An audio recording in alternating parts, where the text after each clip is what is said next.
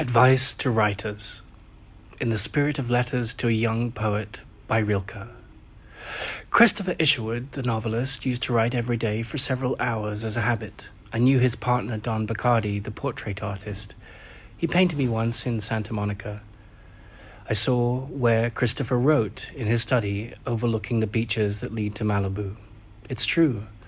You turn on a tap when you write. It becomes a revelation through practice. It matters not whether what you say is good. That comes later.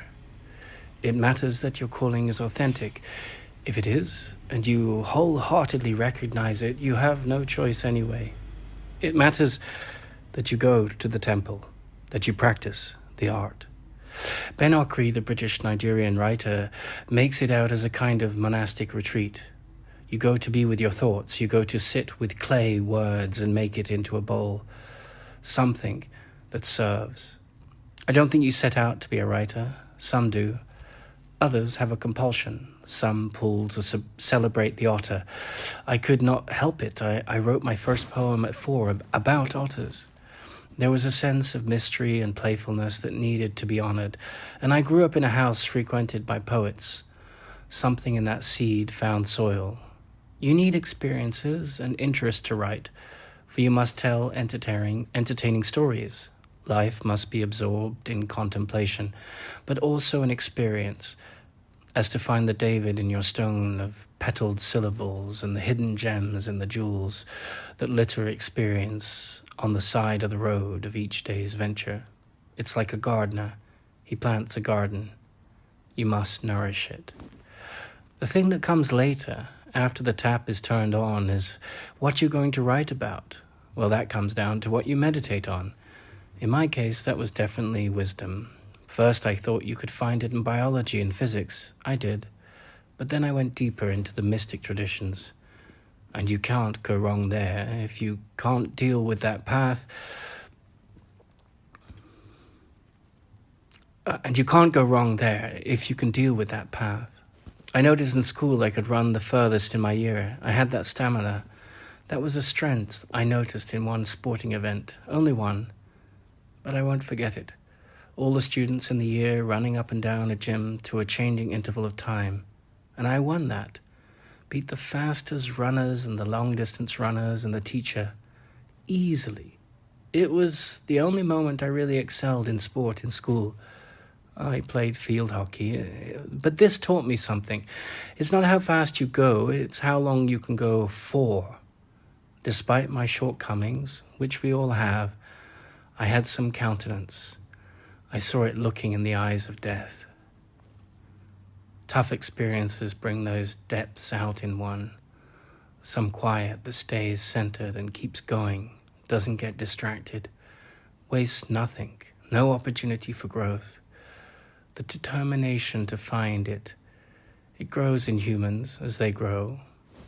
I do not mean only a business goal or a personal goal, the tenacity to stick to things, to dig for vision, but in writing and contemplation too. Thought is simply what happens between the silence. There are tricks to thought. There are things valuable to contemplate. There are emotions and thoughts woven together into stories.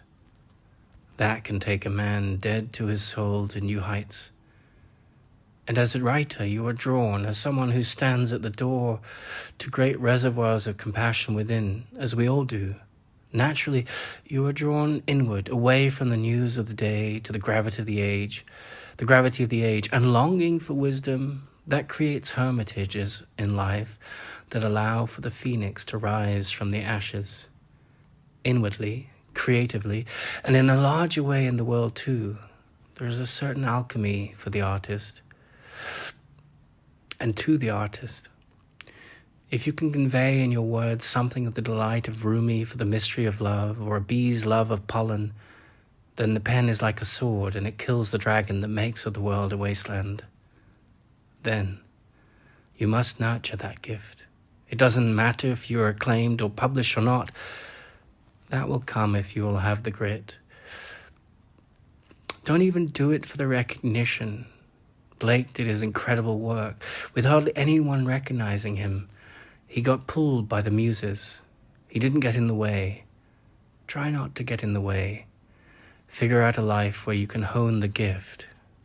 You are not given it to be wasted. Dig deep. Don't be easily satisfied.